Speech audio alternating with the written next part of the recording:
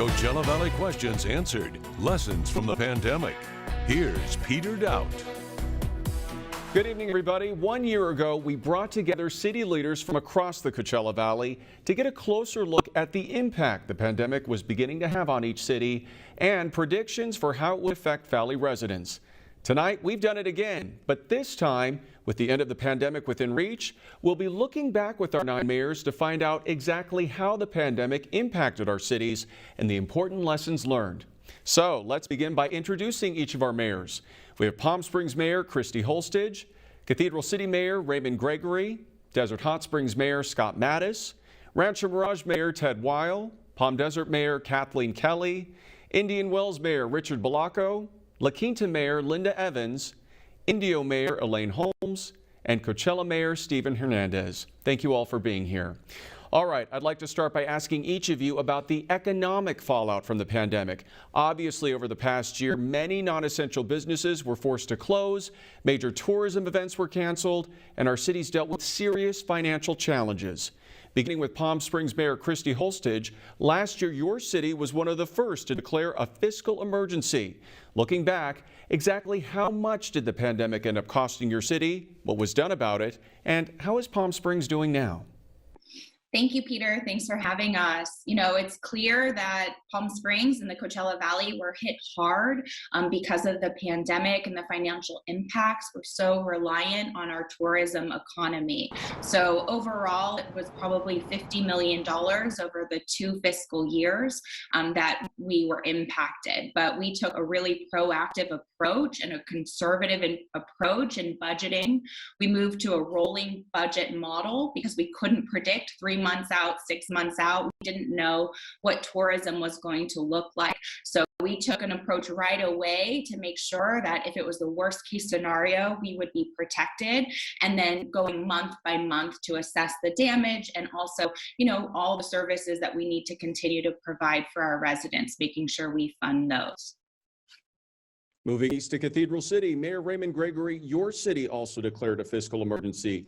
Can you tell us how much the pandemic cost your city, what was done about it, and how are things now? Yes, Peter, thank you so much. Well, I can't tell you the whole cost because unfortunately, the shortfalls continue. As has been shared, it was very difficult to predict. We haven't seen this type of event happen before. So Cathedral City was very proactive at the beginning, and we actually made some substantial cuts, about $8.3 million out of our budget, and we hoped that would be enough. It looked like it, you know, was so unknown that it might not be enough. It might have just been the first round, but fortunately, sales tax in particular did not necessarily take the hit that we anticipated it did. TOT certainly took a hit, and our cannabis revenue has also taken a big hit. But it looks like at this point our loss is about $7 million. So we were a little bit over, but we wanted to make sure that we had cut enough. And you know, now it looks like we may be able to ease back on some of those cuts. All right, same questions now to Desert Hot Springs Mayor Scott Mattis. Scott. Thank you, Peter, for having us again. Desert Hot Springs has fared well, I would say. TOT isn't a huge revenue producer for us. So our city over the last year saw about a $345,000 deficit, which comparably is pretty good to other cities. The cannabis industry was strong for us during this time as an essential business. We continued to produce in those industry area. So for Desert Hot Springs being a working community, we fared well. Rancho Mirage Mayor Ted Weil. Thank you, Peter. Yes, we were affected economically like all the cities. In 2019-20, our fiscal budget was affected by $4.4 million, the following year by $5.5 million, a total of $10 million less revenue between TOT and sales tax. Fortunately, we had a reserve of $72 million, and we used 10 of it to make up for that shortfall. So we felt it, but we have adjusted and we've made the necessary changes to go forward. And I'm just couldn't be more pleased with the resiliency of our city and the resiliency of our residents. Moving on now to Palm Desert Mayor Kathleen Kelly. Thank you, Peter. With 60% of our revenue coming from sales tax and hotel tax in a typical year, we expected a deficit in revenue of approximately $10 million. So we cut expenses as much as possible, frankly, in ways that are not sustainable long term, but we were also able to tap reserves and help all of our businesses with more than $3 million so that they were able to survive the stresses of this pandemic, and as a consequence, benefit as guests have started to return to the valley. So like Cathedral City, we're currently anticipating the revenue miss will be about $7 million rather than the $10 million first thought. Okay, let's now hear from Indian Wells Mayor Richard Bellacco. Well, thank you for having us. We went from a projected surplus in the general fund of 2.7 million to a deficit of 2.2 million. We reduced and worked around things. We didn't reduce any public safety, or did we use any of our reserves at this point in time? So I think we're starting to see a slow recovery here. And hopefully as we move ahead, we'll recover that. Of course, the big hit in Indian Wells, which for everyone was the music festivals, but in particular the tennis tournament, because we get an admissions tax there. It's pretty significant. So we didn't have that. So that's it going forward. Moving on to La Quinta Mayor Linda Evans. Thank you, Peter, and it's good to be back. I looked back at last year's program, and it was just about a year ago that we were reporting in City of La Quinta projected $7 million loss in revenue, primarily because of sales tax and hotel tax. We did manage to reduce expenses like our sister cities and looked at a conservative budget going forward. But I'm very happy to report that right now we're sitting at an $8.6 million surplus in our budget. And that is, number one, tracked separately with Measure G money, our separate sales tax, which is about 5.5 million. And then a combination of regular sales tax and the TOT from short-term rentals of about 3.1 million. So we really bounced back. We saw a lot of people doing home improvements, definitely supporting local businesses. We were able to refund the $2 million that we pulled from our reserves for the small business program. We've also refunded our capital reserves and the reserves we pulled to balance last year's budget. So La Quinta's fairly strong at this point. We're very pleased at the recovery efforts we've made collectively. All right, now let's hear from Indio Mayor Elaine Holmes. Hey, thank you, Peter. Well, last year was a surprise to everyone, and the city of India was really able to lean in. There were no staff reductions during this particular period in time. Of course, the concerts are about a $3.5 million loss for us, and overall, we were looking at about $12 million in losses. However, we did not have to dip into our reserves. We did have the Measure X, which is our sales tax measure, and we were able to dip into that by about $9 million. So that we could keep everything connected. There were no reductions in staff, no reductions in public safety or in any other part of the community. So we were very, very happy and very pleased with that. Also, sales tax, particularly with our auto dealers, helped keep us afloat in a much larger way than we anticipated. So we're on the road to recovery at this point, looking back over the last year in ways in which we were able to keep going and keep all the services we provide to our community going. And Coachella Mayor Stephen Hernandez. And thank you, Peter, and thank you for hosting us once again. Last year we projected about a $500,000 hit. Again, the city of Coachella is not an economy that's based off of tourism. We're a pre-Prop 13 city, so it's a lot of property tax for us. Happy to report that we're doing extremely well. We got about $1.3 million that we expect to see in reserves and surplus for this upcoming fiscal year. All right. Thank you, mayors. Coming up, what are the biggest lessons each of our cities has learned during the pandemic? And are they now more prepared if and when another pandemic happens again? Stay with us for this special edition of Coachella Valley Questions Answered, Lessons from the Pandemic. Welcome back, everybody, to the special edition of News Channel 3 at 6:30 with all 9 mayors of the Coachella Valley. All right, I'd now like to ask each of our mayors, what were some of the biggest lessons your city learned during the pandemic? And do you think your city will be better prepared if and when another pandemic happens again? Starting from west to east again, let's begin with Mayor Christy Holstich. Christy? I think there are a number of lessons that we learned in the city of Palm Springs. One is how resilient our residents are, our businesses, our city staff. I mean, we've really had to adapt and change very quickly.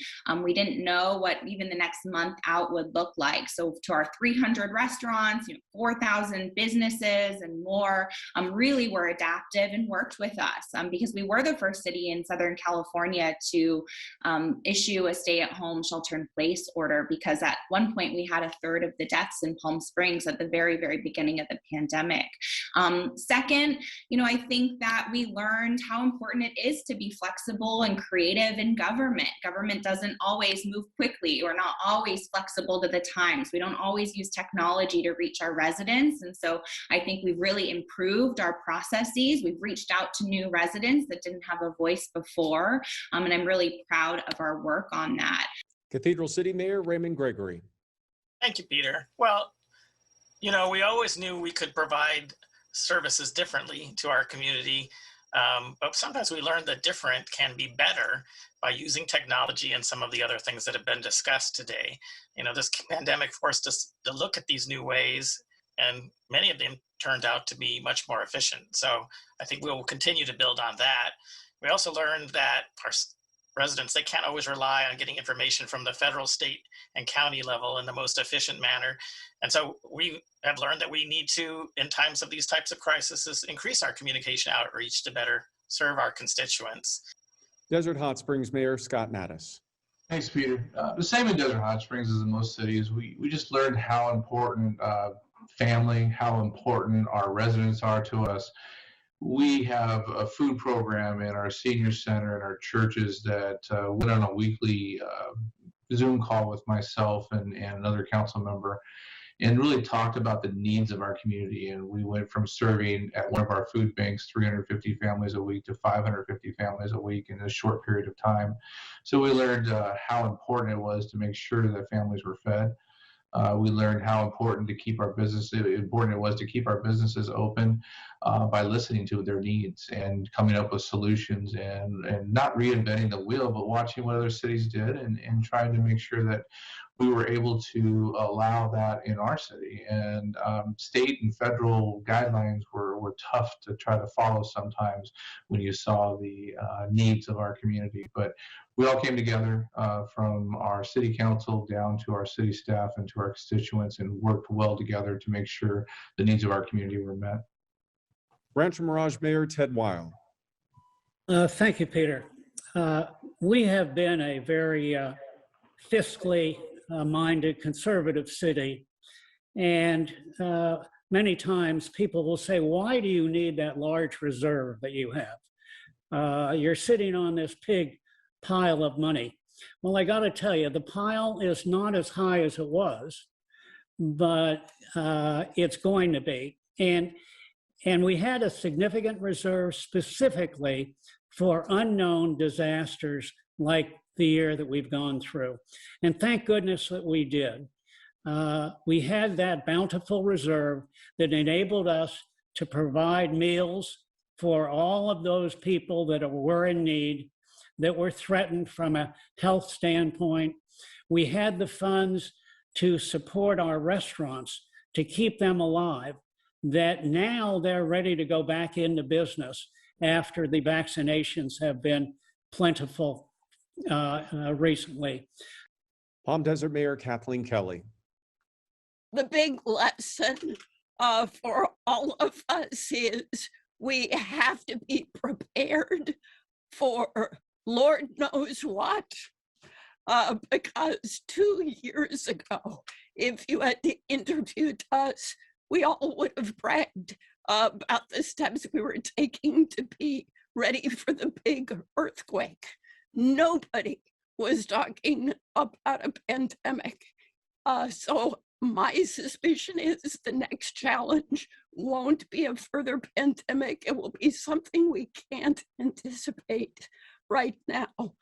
So prudent reserves are key, so that we can tap those, not just to support our businesses as Palm Desert has, but to support the network of nonprofits that hold up those most challenged. Indian Wells Mayor Richard Bellacco. Well, first of all, I think that I'm proud to be in this valley. Everybody came together here. I wasn't the mayor. Mr. Peabody was the mayor at the time, but I know there were several calls amongst mayors hanging in there, keeping people reinforced on a positive basis as best they could, because as you know, nobody had the foresight to see how long this pandemic was going to go on. And it's still going on. I mean, I know we're not talking as much about it in the news, but it hasn't ended. And in some places it's getting worse. Hopefully not going to happen or get a resurgence here. But like Rancho Mirage and many of the other cities here, I think we're all pretty fiscally prudent and well-managed cities, and Indian Wells is amongst them. We had $44 million in reserves for a very small city. We were fortunate not to have to dip into them. We just rearranged some priorities. But I think most of all, I'm really proud of our staff for being flexible, being able to adapt. Change is hard for people, and we know that. La Quinta Mayor Linda Evans. La Quinta learned a number of things during this pandemic, and number one was key is after the last recession, we made ample investments in our technology, and that clearly paid off for us, and we were able to adapt quickly to all of the remote business opportunities. And we also learned that working remote and remote opportunities led to better productivity and efficiencies in a lot of ways. We learned that our staff is incredibly resilient and creative and innovative, which we always knew, and yet they took this next challenge. We learned that you can't please all of your residents all of the time. We took a leadership position in working to utilize my healthcare background with the interactions I had with the county and all the other hospitals on the health decisions as we were doing executive orders and making changes for the health and betterment of our residents. But also we took leadership position in trying to push forward on the business side, helping our businesses early on with financial support. And our businesses are fighters, they're survivors, and our snowbirds and our residents are incredibly supportive of our local businesses. Indio Mayor Elaine Holmes. Thank you, Peter. You know, I think this taught us how to pivot. This allowed all of us as Indio and as a community to learn through social media, through technology, how to connect with one another, how to stay connected with one another, council to council, city to city, and most importantly, our residents and businesses. Women's Club of Indio, they were out there, they were providing meals, they were reaching out to those that are most vulnerable in some of our senior centers. Our senior center reached out to our seniors weekly to make sure everything was okay. We looked at outdoor access, our trails, being able to walk, doing things that allowed us to being outside. That was our lifeline for mental, emotional, physical outlet. And I think that was a strength, and it's a strength that will continue. Looking at different ways for us to speak to and communicate with our residents and our businesses. We had programs that helped with water bills through Indio Water Authority, with nonprofits, with trying to provide assistance grants to our businesses, rents, et cetera, et cetera. So we learned how quick and we could be flexible, how we can connect with our community, how we can connect with one another, and how we can keep things moving. Very, very proud of all of us. And Coachella Mayor Stephen Hernandez. Yeah, I think generally, Peter, every single one of our cities knows how to handle a short-term emergency. When we have a long-term sustained emergency, we really have to think about our models and how we do things. So over-communication is a must, and not only communicating as a government, but then going out to trusted messengers within our community is very important, or was very important. So meeting with our pastors, meeting with our nonprofits, meeting with our coaches, and having them go and create the communication rings and circles that is needed to get people to comply with the pandemic. Those same people are also helping us to get the vaccine, making sure that people find trust in the vaccine or getting the resources that people need and ultimately to come back. The other thing is that, intersectoral collaborations, yes, working with nonprofits, but then working with businesses and then forming a collaboration on how we can deliver, vaccines, how we can deliver dollars for recovery. So the government can't do it alone. We have to rely on every sector of our society in order to really kind of rebound and sustain a good emergency response. All right. Thank you, mayors. Coming up on this special edition of News Channel 3 at 6:30, see where our mayors agree or disagree when it comes to the pandemic and its impact. Welcome back, everybody, to this special edition of News Channel 3 at 6:30. All right. Let's now do a show of hands with all of our mayors. Raise your hand if you're satisfied with how your city handled the pandemic, including financially. 1, 2, 3, 4, 5, 6, 7, 8, 9. All of you. Okay, raise your hand if you think more cuts or big changes will be happening in your city as a result of this pandemic. None of you. Again, unanimous. Raise your hand if you think your city received adequate federal and state support during this pandemic. None of you. Again, unanimous. And finally, raise your hand if you think your city will bounce back to how things were pre-pandemic within the next 5 years. 1, 2, 3, 4, 5. All of you again, unanimous. Okay. Thank you so much, mayors, for joining us tonight. This was certainly informative. And thank you for watching this special edition of Coachella Valley Questions Answered, Lessons from the Pandemic. Remember, you can send your questions to us anytime by emailing share@kesq.com. I'm Peter Dowd. Have a great night, everybody.